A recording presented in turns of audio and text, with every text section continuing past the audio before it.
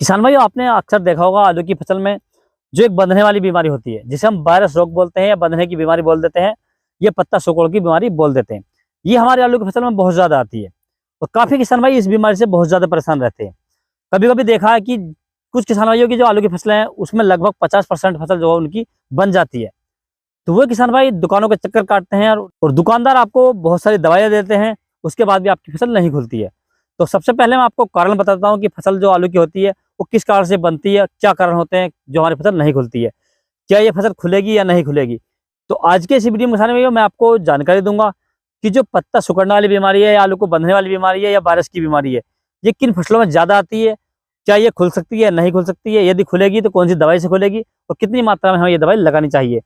और जिन किसानों की फसलें 50% बन चुकी हैं, ज़्यादा बन चुकी हैं, तो वे किसान भाई दवाई का इस्तेमाल करें या नहीं करें। तो नमस्कार किसान भाइयों, मैं महिपाल सिंह और आप देख रहे हैं आपका अपना मनपसंद यूट्यूब चैनल MS टेक्निकल खेती। सभी किसान भाइयों से छोटी सी रिक्वेस्ट है, जो किसान भाई वीडियो को पहली बार देख रहे हैं या चैनल पर पहली बार आए, वो वीडियो को लाइक करें और चैनल को जरूर सब्सक्राइब कर लें और एक प्यारा सा कॉमेंट जरूर कर दें ताकि हमारा जो हौसला है वो बना रहे। तो किसान भाइयों, अब हम बात करते हैं अपने टॉपिक पर। तो जिन किसान भाइयों की फसलें बन चुकी हैं या जिन खेतों में वायरस की बीमारी लगी हुई है, सबसे पहले किसान भाइयों मैं आपको इनके कारण बता देता हूँ। जो हमारे आलू की फसल बनती है या जिसके अंदर वायरस की बीमारी आती है, ये 3 कारणों से आती है किसान भाइयों। सबसे पहला कारण किसान भाइयों, हमारी फसल के अंदर कीट वगैरह लग जाते हैं या मकड़ी वगैरह लग जाती है या थ्रिप्स लग जाती है, इसके कारण हमारी फसल बंध जाती है। तो इसके बंधने का कारण कैसे होता है, जो हमारी फसल है वो नीचे को पौधा सही होता है, ऊपर आके बंध जाता है, यानी पूरा पौधा हमारा सही चला और हमारा पौधा ऊपर आकर बंध गया, तो समझ लीजिए कि आपकी फसल जो बीमारी के कारण बंध ही है। तो इस कंडीशन में किसान भाइयों आपकी जो फसल है उसके दवाई लगाकर खुलने के चांसेस होते हैं। दूसरा कारण किसान भाइयों, जो हमारा आलू का पौधा होता है वो शुरुआत से ही बंधा हुआ निकलता है, जब जमता आना हो तो तुरंत बंध जाता है। तो ये जो कारण होता है किसान भाइयों, ये हमारी सीड जो होती है, जो बीज हम लगाते हैं वो बीज ज्यादा पुराना होता है, अर्थात वो कई बार का लगा हुआ होता है, तो इसके कारण हमारी जो आलू की फसल है वो बंध कर चलती है। और जब किसान भाई आपकी फसल का बीज पुराना होता है तो आपके आलू की फसल कभी नहीं खुलेगी। यदि आपने सीड पुरानी लगाई है और आपका पौधा शुरू से ही बंधा हुआ निकला है तो आप उस पर ज्यादा दवाई ना लगाएं, वो आपका कभी नहीं खुलेगा किसान भाइयों, क्योंकि उसके अंदर कोई बीमारी नहीं है, ये आपकी सीड की कमी के कारण या बीज पुराना है इसके कारण है किसान भाइयों।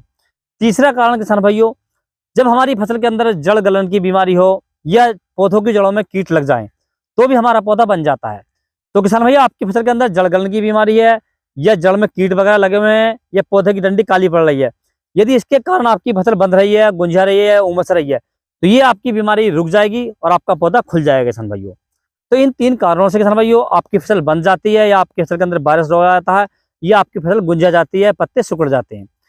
तो इन दोनों बीमारियों के लिए किसान भाइयों मैं आपको एक ऐसा स्प्रे बताऊंगा, यदि आप इसे सही तरीके से लगाते हैं तो मैं आपको गारंटी देता हूं कि आपकी जो फसल है वो 101% खुल जाएगी किसान भाइयों। और आपको इस पर ज्यादा स्प्रे नहीं करना, केवल एक ही स्प्रे में आपका काम हो जाएगा।